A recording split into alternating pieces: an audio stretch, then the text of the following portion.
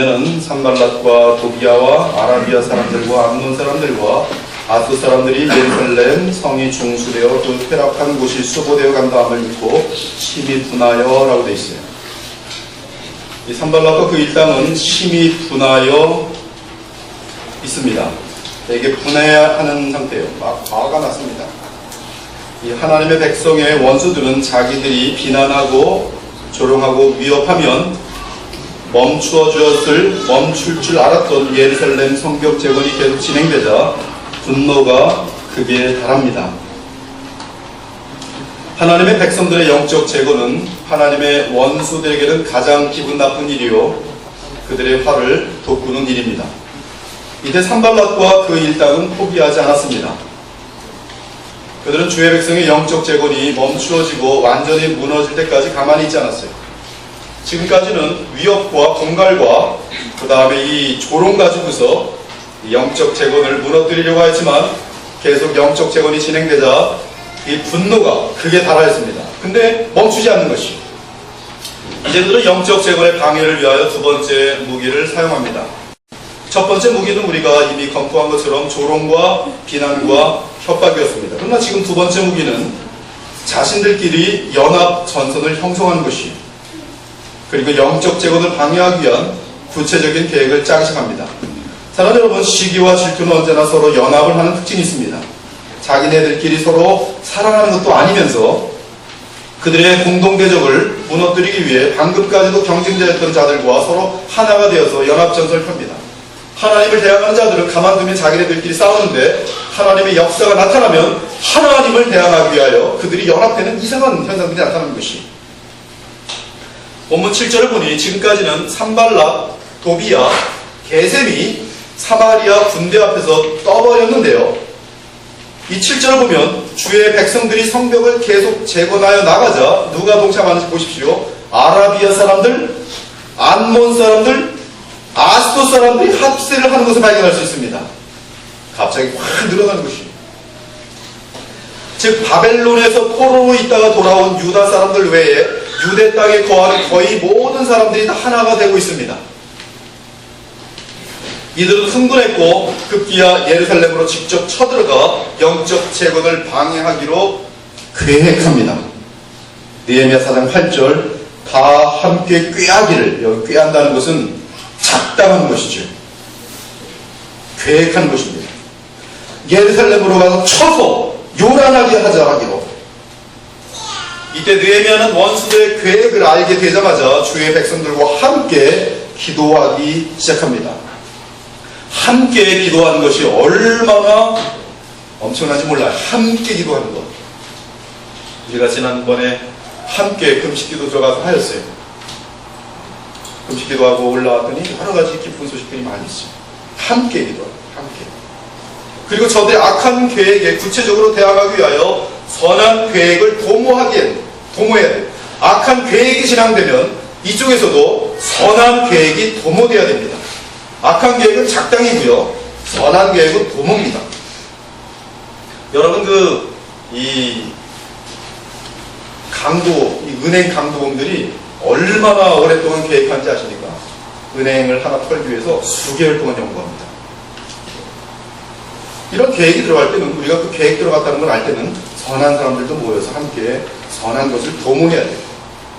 즉 저들의 비난과 조롱과 협박에는 기도로만 대항하였지만 그들이 구체적으로 정치적이고 물리적인 행동을 계획하자 주의 백성들도 방어의 차원에서 구체적으로 준비를 시작한 것입니다. 이에 느헤미야는 파수꾼을 세워 예루살렘 성벽을 주야로 방비하게 했어요. 그것이 지금 느헤미야와 주님의 백성들의 도모지요. 저들이 쳐들어온다는 건 아니고 주야로 파수꾼을 세워서 지키는 것입니다. 지금 느헤미야의 리더십은 영적 재건을 이루어가는 데 있어서 주의 교회가 배워야 하는 하나의 패턴입니다. 곧 기도로 영적인 문제를 해결하지만 물리적이고 정치적인 악한 계획 앞에서는 우리 역시 기도와 함께 선한 계획으로 대처해야 한다는 사실입니다. 에스더서를 보면은 악한 계획을 하고 있는 하만을 보게 됩니다. 하만이 그전까지는 교만과 조롱 속에서 이 모르드게를 가지고 못 살게 굽니다. 그러나 갑자기 이 하만이 더욱더 교만해지더니 모든 유대인들을 다 죽이겠다 하는 아주 숨겨진 계획을 갖고 밀고 나가기 시작합니다. 이것을 에스더와 모르드게가 알게 되죠. 가만히 있습니까? 아니, 그것을 막기 위한 계획을 함께 합니다. 에스더와 모르드게는 하나님께 기도를 드리는 것과 함께 선한 계획을 도모하여 실천에 옮기는 것을 발견할 수 있습니다. 이는 주께서 주신 지혜에 따라 구체적으로 계획하고 그 계획을 실행으로 옮기는 것을 의미해요. 어떻게 선한 계획을 도모합니까? 서로 의견을 나누지만 그거보다 더 앞선 것은 뭐냐면 함께 기도하면서 그 계획을 주님 앞에서 하는 것이죠. 따라서 영적 재건에 있어서 때에 따라서는 기도와 함께 구체적인 계획을 해야 합니다. 이때 구체적인 계획을 세울 때 우리는 주 하나님께로부터 지혜를 얻어 그 지혜에 따라 계획해야 돼요. 여러분 개인적으로 영적 재건을 시작하려고 하면 믿음 없는 부인, 믿음 없는 남편부터 시비를 걸기 합니다. 맨 처음에 조롱하고 협박합니다. 그래도 영적 재건이 진행되면 며느리를 동원시키고 시어머니를 동원시키고 친구들 동원시키고 막 계획을 막 해요. 야, 우리 딸인데 쟤 교회 못 다니도록 좀 도와줄 수 없겠냐. 그때 영적 재건을 하는 그분은 혼자서 힘듭니다. 기도를 부탁해야 돼요. 목사님께도 전화해서 기도하고 또 함께 나의 동료들에게도 기도하면서 어떻게 하면 좋을까? 지혜를 함께 구해야 돼요. 그러면 하나님께서 답을 주십니다. 느헤미야는 기도만 하지 않았습니다. 그는 적군이 악한 꾀를 부리고 폭력적으로 영적 재건을 방해하려 하자 이에 맞서는 선한 계획과 대책을 마련했습니다. 이제 10절 이하는 영적 재건에 있어서 언제나 일어난 내부의 고충을 보여줍니다. 이것은 반드시 있는 것이에요. 하나님께서는 이 느헤미야 사건을 통해서 느헤미야 시대에 어떤 이런 사건이 있었다, 이걸 알려주기 위함이 목적이 아니라 이 시대 가운데 너희들이 영적 재건을 하려 할 때마다 나타날 패턴에 대해서 느헤미야 사건을 통해서 우리에게 알려주고 있는 것이죠. 그래서 성경에 기록되어 있는 것입니다. 영적 재건이 일어날 때는 외부에서 조롱과 핍박이 들어오는데 내부의 고통이 시작된다는 사실, 이걸 미리 알고 있어야 합니다. 내부의 고통, 내부의 고충. 즉 영적 재건을 하려고 하면 내부에서도 문제가 있어요. 어떤 문제인가? 그것이 오늘 이 성경에 잘 기록되어 있습니다. 내부에서 발생하는 문제는 원수들에 대한 불편과 두려움과 유혹에 의해 생기게 됩니다. 원수들이 있어요. 원수들이 없을 때는 아주 화평합니다. 재밌습니다. 근데 원수들이 생기면 불편합니다. 이 복도 끝에 하여튼 지금 하여튼 도사가 지금 와 있어요. 도사. 제가 얼굴도 만나봤습니다. 분을 치렀는데 도사예요. 하나님의 섭리 가운데 주어진 것이죠. 기도 많이 해야 돼요. 근데 앞으로 이제 어떤 불편함과 두려움을 만들어 놓을지 모르겠어요. 우리가 예를 들어서 광고 같은 거 하면 또 갖다 버릴지도 모르는 건 모르겠어요. 아무튼 우리 굉장히 이제 경계해야 됩니다. 근데 이런 어떤 원수들이 생기면 불편과 두려움과 유혹에 의해서 내부에 고충이 생긴다는 것이. 유다 공동체 내부에서는 원수들이 합세하여 공격하겠다는 소식을 듣자. 그렇죠? 소식을 들었어요. 원수들이 지금 아라비아 사람들, 아수 사람들 다 모여있잖아요. 엄청나게 모였습니다. 그리고 공격할 것이다 라는 지금 소문이 막 터졌습니다. 내부에서 누가 생기니까 흔들리는 사람들이 생겼어요. 정말로 이렇게 고생하며 싸우며 협박과 방해를 받으면서 영적 재건을 해야 되는가? 내가 이 고생을 하면서 계속 교회를 나가야 되는가? 내가 이런 힘든 상황 가운데 기도하며 예배를 드려야 되는가? 성경 공부를 해야 되는가? 회의가 오는 것이죠. 저 원수들이 저렇게 반대하면 날 때는데 그래도 뭔가 미심적인 것이 있어서 그런 것을 아니까. 지금 이런 식으로 고생하면서까지 꼭 영적 재건을 힘써야 하는 건가? 우리 시어머니가 저렇게 난리인데 내가 지는 게 낫겠다. 교회 다음에 몇 년 후에 시어머니 돌아가신 다음에 다녀야지. 이러다가 저 원수들에게 잘못 보여서 더 어려워지는 것은 아닌가? 과연 느헤미야라는 지도자를 믿어도 되는 것인가? 저 지도자를 믿고 따르다가 내 인생에 큰 손해를 보는 것은 아닌가? 이것이 내부에서의 고충이. 왜 생깁니까? 원수 때문에 생깁니다. 이때 가장 위험한 내부 문제는 첫째 낙심이요. 적어놓으셔야 돼요. 낙심. 낙심입니다. 둘째는 원수들의 입장이 맞다라는 생각입니다. 10절을 보면 유다 사람들은 이르기를 흙 무더기가 아직도 많거늘 짐을 나르는 자의 힘이 다 빠졌으니 우리가 성을 건축하지 못하리라. 할 일은 많은데 아직 지금 진행도 안 됐는데 시작 좀 하다 말았는데 원수들은 더욱더 많아지니 아유 관두자. 지금 이 표현입니다. 아유 관두자. 무슨 성벽 재건을 무슨 성벽 재건이냐. 지금 원수들이 지금 너무 난리다. 관둬. 힘든 거죠. 근데 이것이 왜 기록되었어요? 여러분들이 영적 재건을 하려면 이런 일들이 발생한다는 것이죠. 기도를 해도 별 변화가 없는 것 같고, 성경을 읽어도 영적으로 자라는 것 같지 않고, 예배에도 큰 감격이 나타나지 않습니다. 그러면서 시간이 계속 흐르자 신앙 재건이라는 것이 갑자기 힘든 거예요. 부담되는 겁니다. 영적 재건을 위하여 갈 길도 멀고, 남은 공사는 너무나 많이 남아있는데 지쳐버린 거예요. 그러니 짜증을 내고 의욕을 상실하더니 지도자를 미워하게 된 것입니다. 사랑하는 여러분, 확신을 잃으면 의욕을 상실합니다. 확신을 잃으면, 믿음을 잃으면 의욕을 상실하게 되어 있습니다. 확신을 잃게 되는 이유는 대적에게 패배할 것이라는 두려움 때문에 발생하지 합니다. 두려움이, 이러한 내적인 병은 외부의 원수보다 훨씬 더 무섭고 위험한 병입니다. 이것은 마치 누룩과 같은 것이 번져 나갑니다. 사람들이 이러한 생각을 가진 사람을 자꾸 떠들면 관두자, 무슨 영적 재건은 무슨 영적 재건, 이 사람하고 사느니 영적 재건은 내 평생의 포기다, 신앙생활 관도. 원수를 바라볼 때 그렇게 되는 것입니다. 베드로가 풍랑을 만났을 때 주 예수 그리스도를 바라보았습니다. 그는 주님만을 바라보면서 풍랑 위를 걸었어요. 이는 기적입니다. 그런데 예수님을 바라보면서 풍랑 위를 이렇게 걷던 베드로가 갑자기 내가 왜 이러고 있지? 바람을 보면서 풍랑을 봅니다. 어떻게 돼요? 당장 물에 빠져들어요. 당장 물에 빠져들어요. 확신을 잃습니다.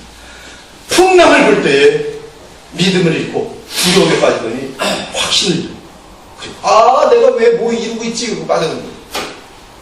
베드로가 대답하여 이르되 주여, 만일 주님이시거든 나를 명하사 물 위로 오라 하소서. 얼마나 멋있습니까? 오라 하시니 베드로가 배에서 내려 물 위로 걸어서 물 위로, 풍랑이 막는데 물 위로 가서 예수께로 가되 갑자기 바람을 보고 무서워 빠져가는지라 소리질러 이르되 주여 나를 구원하소서 하니 예수께서 즉시 손을 내밀어 그를 붙잡으시며 이르시되 믿음이 적은 자여 왜 의심하였느냐. 즉 우리가 그리스도 예수를 바라보는 것을 멈추고 원수 마귀가 일으키는 풍랑을 볼 때 우리는 두려움에 빠져 확신을 잃게 되고 영적으로 패배하기 시작하는 것입니다. 이제 11절을 보면 두려움 가운데 빠진 주의 백성들을 발견할 수 있습니다. 우리의 원수들은 이르기를 그들이 알지 못하고 보지 못한 사이 우리가 그들 가운데 달려들어와서 살육하여 역사를 그치게 하리라 하고, 갑자기 원수들의 힘과 위협이 크게 느껴지기 시작합니다. 원수들의 악한 계획이 결국 성취될 것이라는 혼돈에 빠집니다. 이제 우리는 다 끝났으면 망했다는 생각이 듭니다. 그러면서 지도자를 향하여 분을 내고 도전을 합니다. 너 때문에 이렇게 고생한다는 것이, 내가 영적 재건을 부추겨도 이제 우리는 이러지도 못하고 저러지도 못하며 힘들게 되었다는 것입니다. 이스라엘 백성들이 모세의 인도함을 받고 그 엄청난 홍해를 지나면서 위대한 출애굽을 합니다. 그렇죠? 근데 홍해를 지나기 전에 어떤 일이 있었는지 아십니까? 그 6월절을 통해서 모든 백성들이 아주 신이 나서 나왔어요. 장대들은 다 죽고, 그렇죠? 자기네 자녀들은 다 살고. 그래서 바로 가서 빨리 떠나. 신들이 왔습니다. 그런데 빠져나와서 보다 보니까 홍해 앞입니다. 홍해 앞. 뒤에서 바로가 그 자들을 보낸 건 우리 실수다. 그러면서 군사들 모아가지고 막 쫓아옵니다. 이스라엘 백성들이 봅니다. 앞에는 홍해고 뒤에는 애국 군대들이 막 쳐들어오고 있습니다. 그때 주의 백성들은 당장 모세에게 달려들어서 원망합니다. 애굽에는 장사 지낼 곳이 없어서 이곳 광야에서 우리를 주고 장사 지내라고 끌고 나왔느냐 이 모세야. 이것이 바로 불신앙입니다. 하나님의 보호하심보다 원수들의 위협을 더 강하게 느끼는 것, 그래서 확신을 잃고 마음에 패배의식이 생기는 것, 이렇게 믿음을 잃고 불신앙에 빠지게 되면 주의 백성은 하나님의 능력보다 세상과 사탄의 세력을 더 무서워하게 돼 있어요. 여호와를 경외한다는 것이 무엇인지 아십니까? 마귀를 두려워하지 않는다는 뜻입니다. 여러분들이 마귀를 바라보면서 마귀를 두려워하면 여호와를 경외함은 무너지게 돼 있습니다. 무슨 상극이에요. 무엇을 더 두려워하는가? 그 싸움입니다. 내 마음속에 마귀가 더 두려우면 하나님 아무리 요청을 해도 불순종합니다. 하나님께. 그러나 하나님이 정녕 두렵다면 마귀가 어떠한 요구를 하고 어떠한 위협을 할지라도 하나님이 참으로 두려운 분이기 때문에 그분의 말씀을 순종하게 됐습니다. 여러분 마음속에 무엇이 두렵습니까? 정말 하나님이 두렵습니까? 아니면 마귀의 방해 공작이 두렵습니까? 아니랄까 원수들은 이제 세 번째 계략을 펼칩니다. 그 세 번째 계략은 유혹입니다. 아주 대단한 이 정치가들이에요. 12절을 보면 대적들은 대단히 뛰어난 계략을 행동으로 옮깁니다. 그것은 예루살렘 성벽 재건에 동참하지 않은 저 먼 변방에 사는 유다 사람들을 협박한 것이에요. 소위 지금으로 치면 유사 그리스도인들입니다. 협박은 하나님을 경외하지 않는 자들에게 잘 먹혀듭니다. 당시 예루살렘 성벽 재건에 힘쓰던 이스라엘 백성들은 북쪽으로는 산발랏을 위시한 사마리아 사람들이 있었고, 동쪽으로는 암몬 사람들, 그리고 남쪽으로는 아라비아 사람들, 그리고 서쪽으로는 아스돗 사람들이라는 대적들에 의해 둘러싸여 있었습니다. 따라서 12절에 유다 사람들은 유다 땅의 외곽 지역에 거주하던 백성들입니다. 저 먼 곳에 있는, 저 먼 고향에 사는 사람, 예루살렘에서 멀리 떨어진 곳에 사는 유다인들입니다. 그들은 지금 이 성벽 재건에 참여하지 않은 사람들입니다. 그들은 유다 사람들임에도 불구하고 예루살렘 영적 재건에 참여하지 않은 자들이었습니다. 그런데 누가 그 사람들에게 손을 뻗치는가? 산발랏 일당입니다. 유다 땅의 변방에 살던 백성들 중 성벽 재건에 참여하지 않은 사람들은 산발랏과 연합전선을 편 자들이 군사적이고 정치적인 움직임을 나타내자 불안을 느낀 나머지 그들의 공세를 방어할 그 뜻을 가지고서 성벽 재건에 참여한 사람들 막 부르는 거예요. 지금 우리가 위협을 당한다. 산발롯이 우리를 공격한다 그런다. 니들 빨리 와서 고향 사람들 우리를 도와줘. 이거예요 지금. 성벽 재건은 무슨 성벽 재건이야. 빨리 와서 나를 도와줘. 신앙의 일들을 할 때 먼 고향에서 가문 얘기하면서 무슨 어떤 여러 가지 친족 관계 얘기하면서 막 부릅니다. 오라는 거예요. 무슨 주일날 그거 하지 말고 빨리 와. 우리 지금 중요한 게 더 있어. 그러나 이것은 사실 산발랏 일당의 계략입니다. 즉 대적들은 유다 변방에 사는 사람들로 하여금 불안감을 느끼도록 만들고, 그래서 그들로 하여금 성벽 재건에 참여하는 사람들을 고향으로 데리고 오게 해서 성벽 재건을 중단케 하려는 의도를 갖고 있었던 것이, 여러분 지금 이 말씀들이 여러분 각자에게 다 다르게 적용될 수 있을 것입니다. 근처에 유다 사람들은 계속 성벽 재건에 힘쓰는 자들을 유혹합니다. 이리로 넘어와서 우리를 좀 도와줘. 네가 어떻게 그럴 수 있어? 조상도 못 알아봐. 무슨 그럴 수가 있어? 다 이런 거예요. 느헤미야 편에 섰다가 나중에 큰 코 다친다. 지금 기회가 있을 때 우리에게로 와서 우리를 도와줘. 산발랏이 지금 우리한테 공격한다 그래. 우리를 도와줘. 그럼 이제 인정이냐 하나님이냐 헷갈립니다. 그 원수들의 근처에 거주하는 유다 사람들도 그 각처에 와서 10번이나 우리에게 말하기를 너희가 우리에게로 와야 하리라 하기로, 이처럼 원수들의 방해 공작은 집요하고 매우 전략적임을 보여줍니다. 이때 느헤미야는 그들이 예루살렘 성벽 내에 접근하지 못하도록 조치를 취합니다. 가지 마시오. 성벽 재건을 계속 진행하십시오. 하나님의 일이 소중합니다. 사랑하는 우리는 이러한 사단의 계략을 잘 알고 있어야 합니다. 이는 우리가 사단에게 속지 않게 하려 함이라. 우리는 그 계략을 알지 못하는 바가 아니로다. 바울은 정확하게 사단의 계략을 알고 있었어요. 사단의 계략은 패턴이 있습니다. 그 패턴에서 사단이 지독하게 머리가 좋거든요. IQ가 몇 천일지 모르겠어요. 엄청나게 좋습니다. 수천 년 동안을 인간을 연구해온 놈입니다. 근데 사탄은 지독하게 어리석습니다. 하나님의 말씀 가운데서 벗어나지 못해요. 지금도 창세기 3장에서 벗어나지 못합니다. 사탄의 계략에 대한 패턴을 우리는 알고 있어요. 그러면 그 패턴 속에서 발생되는 일들을 보면서 마귀가 역사하고 있구나 보입니다. 우리가 그 계략을 알지 못하는 바가 아니로다. 사도 바울이 잘 알고 있어요.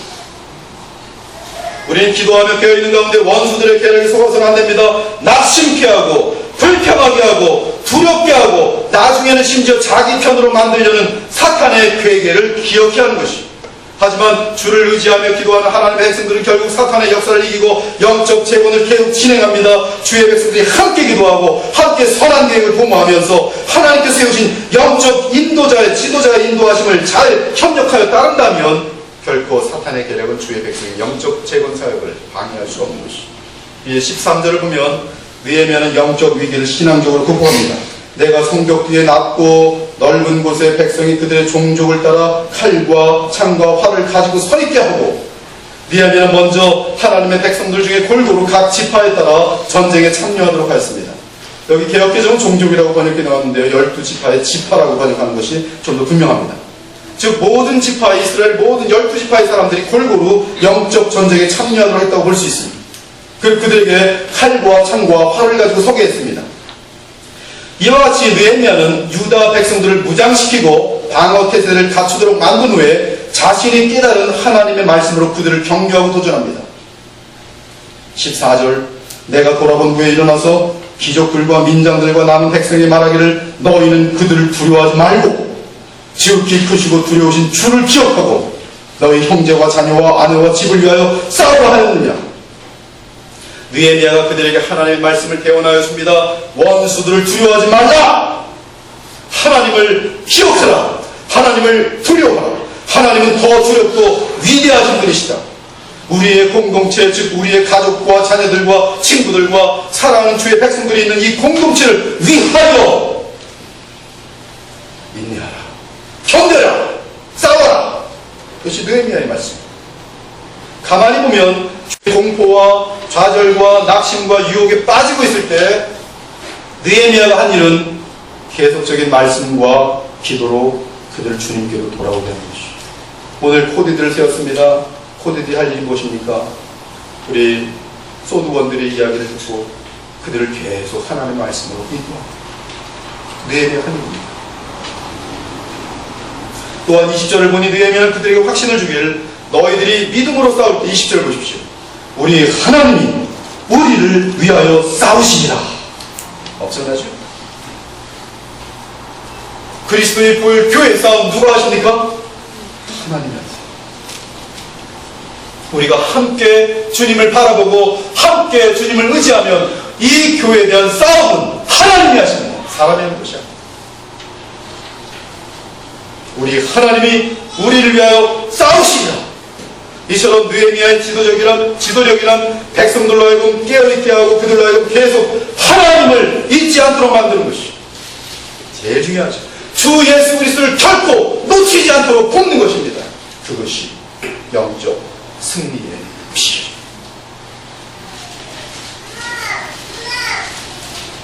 곧 백성들로 하여금 싸울 수 있도록 체계를 갖추어주고 그들이 주 예수 그리스도를 계속 바라보도록 말씀으로 격려하는 것이죠. 이처럼 하나님의 나라에 가장 필요한 사람은 바로 주의 백성들의 믿음을 세워주고 주의 백성들이 영적 재건을 계속 할 수 있도록 격려하는 자들. 그들이 영적 재건의 일을 계속할 수 있도록 격려하고 또한 적절한 일을 분담시켜 줌으로 말미암아 하나님께 계속 헌신하면서 힘을 얻을 수 있도록 하는 것. 그것이 지도자들의 책임인 것이죠. 사랑하는 여러분, 주의 백성들은 스스로의 힘으로 사탄을 이길 수 없습니다. 그러나 그들이 진정 그들의 장군 되시는 예수 그리스도를 바라보며 의지할 때 그들은 어떠한 원수라도 반드시 이기고 승리하도록 되어 있어요. 왜냐하면 우리가 의지하는 예수 그리스도는 만왕의 왕이시며 만유의 주이신 하나님이시기 때문에 누가 감히 하나님과 싸워서 이길 수 있어요. 마틴 루터를 기억하기 바랍니다. 1521년 4월 18일 날 루터는 두 번째로 의회 앞에 섰습니다. 황혼이 밀려오고 횃불에 불이 들어왔습니다. 처음에 루터는 자신을 변호하기 위해서 의회 앞에서 라틴어로 말하였습니다. 그러나 독일 말로 다시 말하라고 요구를 받았습니다. 회의장은 사람들로 꽉 찼어요. 타오르는 횃불은 열을 발산하였고 환기는 전혀 되고 있지 않았습니다. 따라서 공기가 탁탁하였어요. 루터가 독일 말로 자신에 대한 변호를 마치자 교황 측 관원은 루터가 핵심을 말하지 않았다고 막 따집니다. 즉 핵심은 루터가 내 믿음을 철회하느냐 마느냐인데 그 말을 안 했다는 것이죠. 이 황제는 루터에게 분명한 답변을 요구합니다. 지금 내 믿음을 철회할 것이냐 말 것이냐, 교회를 향한 믿음을 저버릴 것이냐, 네 말대로 성경만 믿을 것이냐. 오늘 이 교황 앞에서 나 황제 앞에서 얘기해. 이때 오름스 회의라고 하는데요, 거기서 한 이 루터의 고백. 만일 황제가 분명한 답변을 원하신다면 대답하겠습니다. 나는 성경의 증거에 의해 내가 틀리다고 입증되지 않는다면 나는 결코 내 믿음을 철회하지 않을 것입니다. 오직 성경입니다. 나의 양심은 하나님의 말씀에만 묶여 있습니다. 내 양심에 어긋나게 행하는 것은 안전하지도 않으며 정직하지도 않습니다. 이것이 제가 서 있는 입장입니다. 하나님께서 저를 도우시니 다르게 말할 수 없습니다. 왜요? 당신들이 나를 무너뜨리고 싶으면 성경으로 내게 도전하는 거예요. 나는 성경에 서 있으니 성경을 무너뜨려라. 내가 무너질 것이다. 교황도 할 말이 없고 황제도 이걸 뭐라고 해야 되지? 잠깐 정회, 잠깐 회를 쉽니다. 그날 밤 루터가 찬송을 저는 음악가분들이 음악을 되게 잘 쳤습니다. 그 찬송이 뭐예요? 내 주는 강한 성으로 방패가 되는 것입니다. 우리 이 찬송 언제나 한번 불러보는데 또 한번 불러봅시다. 그 당시에 보름스 회의의 그 어떤 그 분위기를 느낄 수 있는 것이 이러한 배경 속에서 그날 밤에 루터가 지은 찬송입니다. 585장입니다.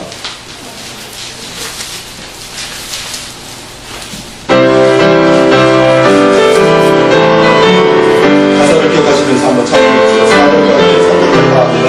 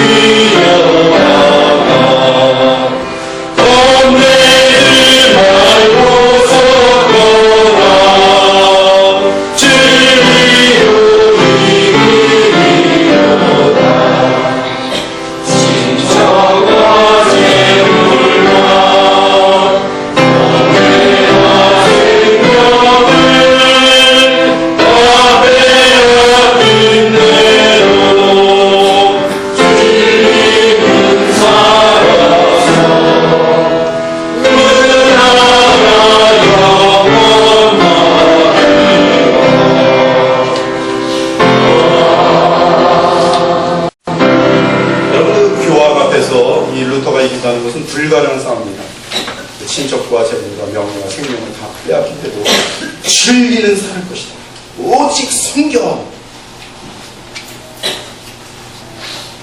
그래서 여러분들이 지금 이렇게 복음을 알고 예수님 믿게 된 것이 철저하게 패했습니다. 원수들. 여러분, 교회가 패배하는 이유는 하나님의 말씀을 깨달아 나누어주는 사람들이 없어서 그러합니다. 정말로 재물과 친척과 명예와 생명을 다 빼앗겨도 나는 진리를 위해 살겠다는 그 소수의 무리가 없어서 교회가 무너진 것이. 결국 놀라운 일이 발생합니다. 쉬운 성경으로 15절을 보면 원수들은 자기들의 계획이 탈로 났다는 것을 알게 되었습니다. 하나님께서 그들의 계획을 헛되게 하셨습니다. 그래서 우리 모두는 다시 성벽 쌓는 일을 시작했습니다. 사람마다 자기 일터로 돌아갔습니다. 이렇게 되어 있어요. 쉬운 성경. 만약에 갑자기 원수들이 갈팡질팡합니다. 개혁성경은 하나님께서 원수들의 계획을 폐하셨다라고 기록합니다. 이 말은 원수들의 계획이 무산되었다는 것이죠. 자신들의 계획대로 전혀 되지 않았다는 말씀입니다. 아라비아 사람들, 아스 사람들, 전부 사마리아 사람들 다 모여있는 어마어마한 권력과 힘을 갖고 있는데 무산돼 버려요. 그들 생각으로는 반드시 영적 재건이 무너져야 하는데, 그들이 위협과 비난과 계획이 먹혀 들어가야 하는데 전혀 되는 일이 없는 것이, 바로 이러한 대적들의 좌절 현상은 하나님의 백성들이 영적 전쟁에서 이기고 있다는 증거입니다. 조금 전까지만 해도 백성들은 비방했고 낙심했고 두려워했고 쉬지 않고 계속되는 유혹을 받았습니다. 그러나 연약함 가운데서라도 주께서 세우신 지도자와 함께 믿음으로 무장하고 대적하고 계획하고 맞섰더니 그들은 승리하는 것이. 그리고 우리가 알다시피 이 싸움은 그들의 싸움이 아니라 누구의 싸움이라고요? 하나님의 싸움. 거짓과 진리의 싸움입니다. 그러므로 그들이 주를 붙들 때 아직 싸움도 하지 않았는데 원수들이 좌절하며 쓰러지는 것이, 이처럼 복음과 기도의 힘은 원수를 무너뜨리는 가장 강력한 힘이죠. 그래서 15절을 보면 우리는 모두 다시 성벽 쌓는 일을 시작했다고 합니다. 다시, 즉 지금으로 치면 다시 신앙생활을 하게 됐다. 다시 예수님께 돌아와 온 마음을 다해 주님께 충성하기로 하였다, 그 뜻이. 다시 영적으로 재건되기를 온 마음을 쏟기를 시작하였다. 지금까지 게을렀지만 다시 주님을 붙들고 새 출발하였다. 사람마다 각자 자기 일터로 돌아간다. 영적 재건을 시작하여야 한다. 이런 원수의 존재가 주의 백성들에게 더 이상 위협도 되지 않았으며 대수롭지 않게 되었다는 뜻이, 과거처럼 두렵지도 않고 그들의 협박이 먹혀들지도 않았다는 뜻이, 그들의 유혹은 이제 더 이상 먹혀들지 않습니다. 우리는 여기서 중요한 믿음의 교훈을 얻게 되는데요, 마귀는 언제나 우리를 낙심시키고 지치게 하고 두려워하게 하고 불신앙과 원망의 죄악에 빠지도록 유혹합니다. 하지만 우리가 믿음으로 마귀를 대적하여 싸울 때 그의 모든 계획은 수포로 돌아가서 더 이상 두려운 존재가 되지 않습니다. 두렵지 않습니다. 그런즉 너희는 하나님께 복종할지어다. 마귀를 대적하라. 그러면 너희를 피하리라. 철저하게 하나님께 복종하십시오. 그러면 마귀는 도망갑니다. 아멘입니까? 철저하게 주님을 믿고 주님께 순종하십시오. 마귀는 어떻게 돼요? 도망가요. 이제 16절입니다. 그때로부터는 원수의 계략이 폭로나고 그 계획이 부산된 때로부터라는 뜻이, 주의 백성들이 다시 자신의 위치로 돌아가 열심히 성벽을 재건한 때부터, 또는 오직 주를 바라보며 믿음으로 나가는 때부터라는 뜻입니다. 우리 인간의 입장에서는 그때로부터 마음껏 자유하길 원하지만, 그러나 그 원수들이 완전히 패배할 때까지 결코 방심을 해서는 안 돼요. 그때로부터 영적 재건을 반대하는 세력들이 공존하며 역사하는 한 결코 주의 백성들에게 방심은 금물입니다. 다윗이 수많은 전쟁에서 승리하였지만 그때로부터 뭐 했어요? 방심하며 집에서 게으름을 부리고 있었어요. 아, 영적으로 승리하였다. 나는 이제 승리자다. 그리고 그때로부터 방심하였어요. 방심하고 있는데 어느 날 멀리서 지붕이 올라가서 보는데 저기 저쪽에 우리아의 아내 밧세바가 목욕을 하는 걸 보면서 음욕이 생기고 그를 자기 아내로 삼기로 마음을 먹게 됩니다. 그 이후 이 사건 때문에 얼마나 무서운 비극이 시작되는지 우리는 잘 알고 있어요. 우린 이런 방심을 거부하고 그때로부터 한번 영적 승리를 하였다고 해서 방심하면 안 돼요. 그때로부터 호흡이 마치는 그날까지 영적으로 철저하게 깨어있어요. 그 남은 전쟁에 임하는 방법은 16절을 보면 사명을 완수할 때까지 긴장을 늦추지 않는 것입니다. 긴장을 늦추지 않는 것은 병기를 들고 성벽을 재건하는 것이, 지금 느헤미야가 있어서는 역사적 사건 속에서 물리적으로 실질적인 예루살렘 성벽을 재건하는 것이기에 실제로 칼과 방패와 활과 갑옷으로 무장하였습니다. 그래서 느헤미야는 대적들의 공격에 대비하는 것과 성벽을 재건하는 일을 병행하게 됩니다. 먼저 자기가 거느린 군사들 중에 절반은 재건 공사에 참여하게 하고 절반은 갑옷과 창과 방패와 활로 무장하게 만들었죠. 그리고 건축하는 자에게도 각각 칼을 차고 건축하게 하였습니다. 지금 우리에게 있어서는 예루살렘 성벽을 실제로 재건하지 않습니다. 따라서 지금 느헤미야에 계시는 우리에게 있어서는 영적인 갑옷과 영적인 칼을 들고 영적인 활을 들어야 되는 것은 의미입니다.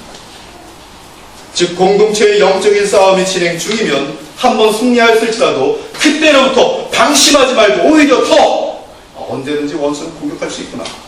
영적으로 칼을 차고 활을 준비하고 갑옷을 입고 준비해야 됩니다.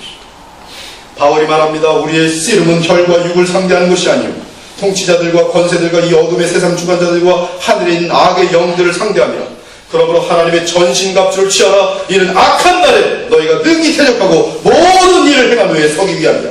그런즉 서서 진리로 너희 허리띠를 띠고 의의 호신경을 붙이고 복음의 평안의 복음이 준비한 것으로 신을 신고 모든 것 위에 믿음의 방패를 가지고 이로써 능히 악한 자의 모든 불화설을 소멸하고 구원의 투구와 성령의 검 곧 하나님의 말씀을 가지라. 모든 기도와 간구를 하되 항상 성령 안에서 기도하고 이를 위하여 깨어 구하기를 항상 힘쓰며 여러 성도들을 위하여 기도하라. 특별히 느헤미야는 실제 전쟁에 임한 것처럼 항상 자기 곁에 나팔수를 두었습니다. 대단히 중요한 영적인 진리, 나팔수를 두다.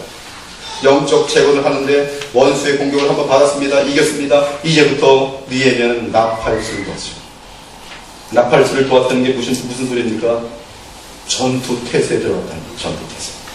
언제든지 원수가 공격하면 빰빠빠밤 하면서 다 우리 아구들을 모으는 것이죠. 느헤미야는 그 넓은 지역을 방어하기 위해 나팔수를 세웠는데 만일 나팔수가 나팔을 불면 언제든지 함께 모이라고 하였습니다. 지금 이 내용은 영적 재건에 있어서 남겨진 영적 전투를 위하여 나팔을 불어 모으는 것이 얼마나 중요한지를 알려줍니다. 느헤미야가 나팔을 불었습니다. 너나 나팔 불어라. 난 안 간다. 그러면 그냥 끝나는 거예요. 원수들 앞에서 패배되는 거예요. 대단히 중요하죠. 전쟁에서 나팔을 부는데 군사들이 아이 졸려 난 안 가. 전쟁 끝났어. 전쟁 끝났어. 자, 나팔을 분다는 것은 주의 백성들이 정하여진 때에 모여 영적 무장을 함께 한다는 뜻입니다. 지금 우리에게 있어서 영적인 나팔을 부는 때가 언제입니까? 과거에는 교회의 종탑이 땡땡 치면서 주의 백성들을 모았습니다. 지금 우리는 약속된 예배 시간에 함께 모입니다. 그러므로 우리는 영적 재건을 방해하는 방해 세력이 있을 때 더욱 잘 모여야 돼요. 모임을 위한 나팔이 불릴 때마다 절대로 빠지지 말고 참석해야 합니다. 그 참석이 얼마나 큰 영적 재건의 힘인지 여러분 각자가 기억해야 돼요. 아, 예배 뭐 좀 빠지면 어때? 또 빠지고 또 빠지고 또 빠지고. 우리 모두가 그런 생각을 하면 이 그리스도의 보혈교회는 영적 재건이 불가능합니다. 나팔이 불 때마다 지금 뭐 제가 나팔을 어떻게 불겠습니까? 저 먼 데까지 불겠습니까? 약속돼 있어요. 나팔이 분 거로 가정하십시오. 주일날 11시 나팔이 분 것으로 가정하십시오. 그리고 나팔이 불었구나 모이십시오. 이것이 영적 재건을 방해하는 세력을 이기는 가장 큰 힘이 되는 것이죠. 히브리서 사도가 간곡하게 부탁합니다. 서로 돌아보아 사랑과 선행을 경륜하며 모이기를 패하는 어떤 사람들의 습관과 같이 하지 말고 오직 권하여 그날이 가까움을 볼수록 더욱 모이기에 힘쓰라. 자주 모이고 자주 함께하는 자들에 의해서 교회는 든든히 서가는 것이죠. 마지막으로 21절에서 23절을 보겠습니다. 이 구절에는 영적 재건을 계속 진행해 나가면서 우리가 반드시 기억해야 할 가장 중요한 교훈을 한 가지 알려주고 있는데 그것은 하나님의 백성이 대적자들에게 공격할 틈을 주지 않아야 된다는 것입니다. 그들이 거짓말을 하고 공갈을 하는 것은 어쩔 수 없지만 실제로 그들에게 꼬투리를 잡힌 행동을 해서는 안 된다는 것입니다. 특별히 그들을 만나 함께 밥을 먹으며 이것저것 정보를 나눠준다던가 아니면 그들과 함께 어떤 사람들을 비방한다던가 아니면 그들 앞에서 어떤 지탄받을 죄악을 범하게 되거나 하면 영적 재건에 큰 어려움을 주는 것이죠. 사랑하는 여러분, 마귀는 우리의 약점을 너무나 잘 파악하고 있습니다. 그 약점으로 공격하여 우리를 완전히 무너지게 만들려고 최선을 다하고 있습니다. 그때가 언제입니까? 우리가 방심할 때. 그때 마귀는 우리를 공격합니다. 다 끝났다고 생각할 때, 이제 다 되었다고 생각할 때, 그러면서 방심할 때 마귀는 반드시 공격합니다. 이에 여러분이 가장 큰 은혜를 받았다고 생각하면서 방심할 때 마귀는 여러분을 공격하게 있어요. 여러분의 인생을 한번 돌아보세요. 언제 마귀가 제일 크게 유혹하는지 아십니까? 여러분이 은혜를 크게 받았을 때.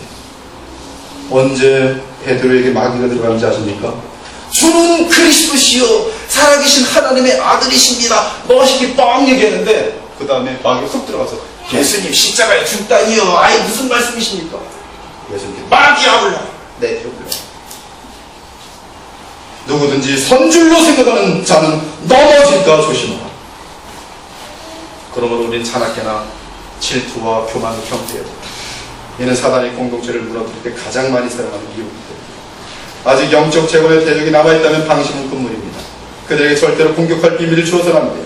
만일 느헤미야 백성들이 산발랏이 물러갔다고 생각하며 승리감에 도취되어서 방어를 게을리했다면 그들은 무너지고 말았을 것이죠.